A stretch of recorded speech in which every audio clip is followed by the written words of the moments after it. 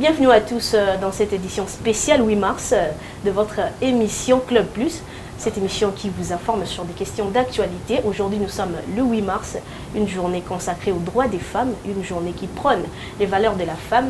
Et le thème choisi pour cette année, c'est « Je suis de la génération égalité, levez-vous pour les droits des femmes ». Bien évidemment, je ne suis pas seule. Je vais aborder ce sujet avec mon invité. Je suis en compagnie d'une dame. Bonjour madame. Bonjour. Elle s'appelle madame Esther Tiabou Katalay. Elle est aussi une dame qui travaille en République démocratique du Congo. Elle est formatrice en technique de secrétariat et assistante de direction. Elle est aussi coach de CPEPSA, Centre de perfectionnement de professionnalisme, de professionnels de secrétariat. Je pense que je n'ai pas massacré ces fonctions. Bonjour madame. Bonjour mademoiselle. Bienvenue dans notre émission spéciale 8 mars. Merci beaucoup. Je rappelle que le thème choisi pour cette année est « Je suis de la génération égalité, levez-vous pour les droits des femmes ». L'égalité, l'égalité des sexes, l'égalité de profession, l'égalité dans plusieurs domaines de vie. Actuellement, dans notre pays, je cite la RDC, il y a beaucoup de réunions, beaucoup de conférences qui parlent de la femme, surtout en cette journée de 8 mars, qui boostent les femmes sur celles qu'elles doivent être. Mais dans l'applicabilité, il y a toujours cette domination du côté homme. Donc les hommes nous dominent encore, ils continuent de nous mater, de marcher sur nous, si je peux me le permettre. Moi, je me demande où est la faille, où est le grand problème dans ce domaine. Merci beaucoup. Vous avez presque fait sortir beaucoup de points à ce sujet-là de l'égalité de la femme. Je vais parler d'abord en tant que servante de Dieu. À la création même de l'homme et la femme, Dieu avait déjà tranché le problème. Et la Bible dit que faisons l'homme à notre image. Faisons l'homme. Ils l'ont fait, cet homme-là, femme et homme.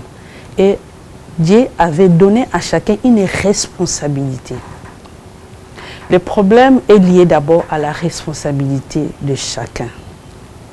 Ce n'est pas d'abord le problème d'être dominé ou ne pas être dominé. Et chacun doit assumer d'abord ses responsabilités. Alors pour bien assumer ses responsabilités, l'homme et la femme doivent s'informer et se former. Ça c'est mon avis. Tout commence par là. Bon, en tant que professionnel du métier, j'ai fait 25 ans de vie professionnelle dans deux structures de la place et j'ai évolué dans les domaines du secrétariat et de l'assistanat. Un exemple simple, vous allez voir que devant l'homme et la femme qui travaillent, vous allez voir que la façon de se défendre de l'homme et de la femme dépend de la manière où l'homme a été formé et de la manière où l'homme s'informe. Alors, nous constatons quelque chose, c'est que beaucoup de nous, les femmes, donc là je parle maintenant aux femmes, il y a un problème au niveau de nous, les femmes. Parce que le problème commence chez nous. Ça, c'est mon avis. La femme, avant d'aller chercher l'égalité, vous devez d'abord vous découvrir, vous connaître. Quelle est votre responsabilité face à la responsabilité de l'homme? C'est ça d'abord. Et comment s'informer? Il y a beaucoup de manières de s'informer. Et quelle information vous devez avoir? Cette information doit d'abord concorder avec vos responsabilités. Mais quand on observe, on voit que beaucoup plus de femmes s'informent sur des choses qui sont en dehors de leurs responsabilités. C'est-à-dire? Ça veut dire quoi? Je donne un exemple pour que je puisse bien me faire comprendre. Je vais dans la Bible, comme vous allez m'excuser parce que je suis servante de Dieu, je suis chrétienne, je ne peux pas... Elle est aussi servante de Dieu. Je suis chrétienne, je ne peux pas vraiment parler sans pour autant me référer à la parole. Parce que d'abord, cette connaissance que la femme doit connaître, c'est la parole de Dieu. La parole de Dieu a franchi. Nous cherchons l'égalité, la liberté. La parole de Dieu a franchi. Quand je puise dans la parole de Dieu, c'est pour faire voir que, en dehors de la parole de Dieu, il y a une autre formation, la formation professionnelle, liée au domaine d'activité que tu exerces. Je puise dans la Bible et dans le livre de 2 Rois, chapitre 5, il y a une histoire d'une petite fille qui vivait dans la maison d'un roi. Mais cette fille était là comme une fille de ménage, ce que nous appelons communément le bonne. Mais écoutez-moi, le point essentiel, le point fort qui est dans cette fille est que cette fille avait une information que le roi n'avait pas. Cette fille avait une information que la femme du roi n'avait pas. C'était quelle information? Cette fille connaissait qu'il y avait un prophète qui pouvait guérir le roi de la maladie. C'est juste un exemple. Donc la femme doit avoir une information qui impacte. Une information qui le distingue de l'homme. Donc il faut voir qu'elle est capable, elle peut faire ça. Regardez une petite fille. Et si vous lisez bien, la Bible dit clairement, Louis II dit que la petite fille, une fille de ménage, mais va approcher sa patronne pour lui donner une information qui a impacté leur maison.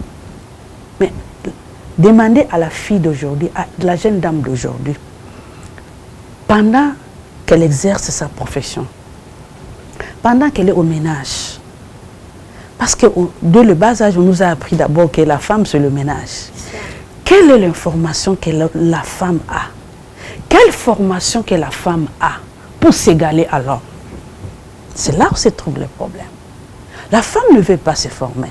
Et c'est là où je vais chuter en tant que formatrice. Et par rapport à mon expérience et compétences que j'ai développées dans le métier du secrétariat pendant 25 ans, j'ai été inspirée de mettre en place un centre de formation professionnelle pour le perfectionnement de toutes les personnes qui travaillent dans l'équipe d'appui. Les transférer mes compétences que moi j'ai développées. Mais qu'est-ce que je constate?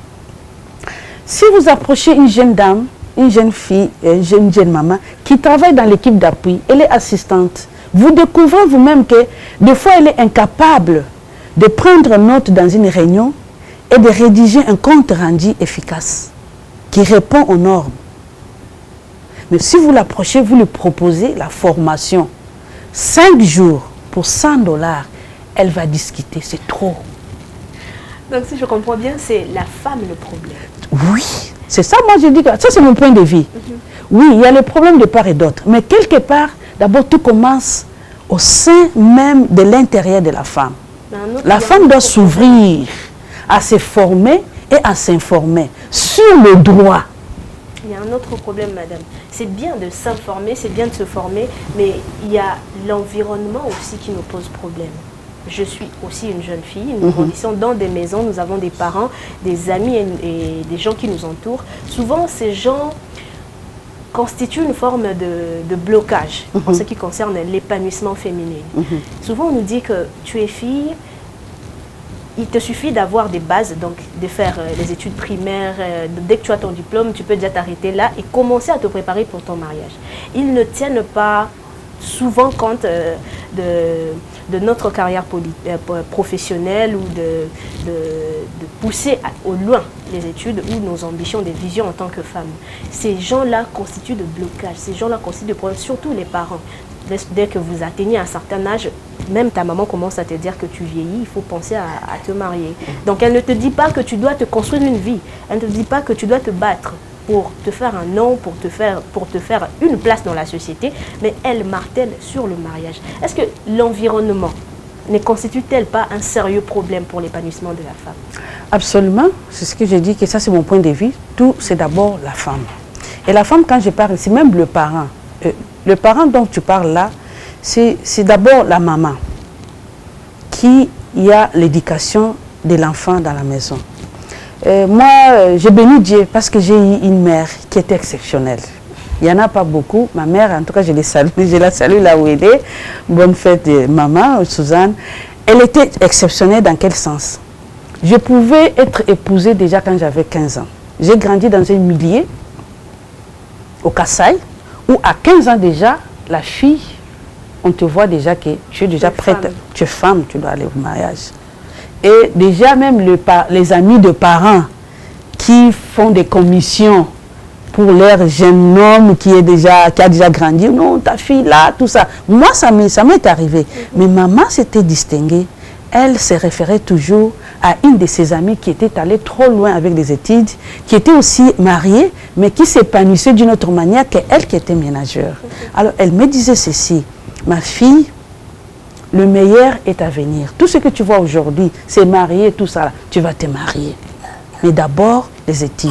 Les études vont te permettre à ce que tu puisses développer les capacités qui sont en toi et tu puisses aussi affronter les hommes dans les milieux professionnels et travailler comme eux, sans pour autant attendre à ce que c'est bagarrer avec l'homme par rapport aux compétences. Et effectivement, c'est ce qui m'est arrivé. Bon, ce genre de femmes aujourd'hui, il n'y en a pas beaucoup, même dans ces anciens temps-là. Dans les milieux où les filles évoluent, on apprend beaucoup plus la fille à être mère au foyer. Pensez toujours mariage. Ce qui fait qu'aujourd'hui, une fille qui n'est pas encore mariée, déjà à 30 ans, c'est tout un problème, c'était sérieux. À 25 ans déjà, c'est un problème. Elle commence à gêner, elle commence à faire des prières possibles pour qu'elle puisse se marier. Alors qu'on peut s'épanouir, faire la vie aisément sans pour autant être mariée. Mais oui, par rapport à la parole de Dieu, le mariage est important. Mais s'épanouir aussi la vie d'une femme en tant que professionnelle, c'est important aussi. Donc, il faut qu'il y ait l'équilibre. À ce niveau-là, moi, je demande aux parents, femmes, chères mamans, équilibrons l'éducation de la fille. La fille doit se marier, c'est très important. La fille doit se marier. Le mariage est important pour une femme. La fille doit aussi étudier et développer aussi ses capacités. Laissez la fille découvrir les potentiels qui sont en elle et l'exploiter, ne l'étouffez pas. Parce que cet étouffement commence d'abord dans la maison. Vous allez écouter la maman qui te dit, moi ça c'est la cabine quoi beauté. Non. J'invite les mamans à chercher à ce qu'ils découvrent leurs filles. Et que les filles aussi se découvrent, quel que soit le milieu où la fille évolue. Il y a des centres de formation professionnelle. Il y a des centres de métier. Il n'est pas dit que toutes les filles doivent aller à l'université pour s'égaler à l'homme. C'est ça aussi le problème. Parce que quand on dit l'égalité là au niveau professionnel, les filles pensent qu'il faut que j'aille au campus, à l'IPC, je dois être licenciée, je dois être ceci. Non. Exercez-vous par rapport aux capacités. Tu te sens capable quoi, dans la couture. Mais fais-le avec toutes les normes. Et donc, évalue-toi par rapport à ça. Il ne suffit pas seulement d'être dans les bureaux et se comparer aux autres. Donc, il faut, donc, en dehors du mariage, la fille doit sortir ce qui est en elle et l'exploiter positivement. Restons dans l'environnement dans lequel évoluent les filles et les femmes d'aujourd'hui. On dit toujours que les forts doivent soutenir les faibles. Il y a beaucoup d'inconscience du côté femme, oui, on l'accepte, mais il y a celles qui ont compris. Il y a celles qui ont compris que la femme, c'est pas seulement porter le pagne, la femme c'est tout autre chose. La femme a aussi une vie, tout comme l'homme. Ces femmes qui œuvrent dans le secteur, dans plusieurs secteurs, allais-je dire, des femmes qui sont activistes aujourd'hui, je cible plus les activistes parce qu'elles sont là pour booster les femmes, pour motiver les femmes. Qu'est-ce que vous leur conseillerez aujourd'hui concernant celles qui n'ont pas encore compris, concernant les mamans qui n'ont pas encore compris que leurs filles ont une vie à part le mariage, concernant les filles qui n'ont pas encore compris que la vie ne se limite pas au maquillage et toute autre chose. Qu'est-ce que vous conseillerez à ces femmes-là qui ont déjà compris concernant celles qui n'ont pas encore compris? En tout cas, je reste penchée sur le problème c'est nous, les femmes. Faut informer les femmes, c'est aussi nous qui avons déjà compris ces choses. Mais il s'est fait que beaucoup de femmes qui ont compris qu'il faut que la femme se développe. Quand on lance les activités, il faut voir les milieux où on lance les activités de conscientisation des femmes. Je donne le cas ici à Kinshasa. Quand donc les activistes font leur rassemblement de femmes à Kimpiski, par exemple, aux mêmes lignes, est-ce que toutes les filles, même qui habitent de tout le coin, de la ville que je ne peux pas commencer à citer, est-ce qu'elles ont la capacité de s'y rendre? Je les invite à descendre sur le terrain. Allez rencontrer ces filles. Rabaissez-vous à leur niveau. C'est ce que même nous faisons à l'église. Donc à l'église, tout le monde vient. Toute catégorie de femmes. Mais c'est nous, les responsables, qui avons les responsabilités de descendre vers leur niveau pour parler leur langage. Pour faire comprendre à la jeune fille que tu peux épargner 50 $, te former.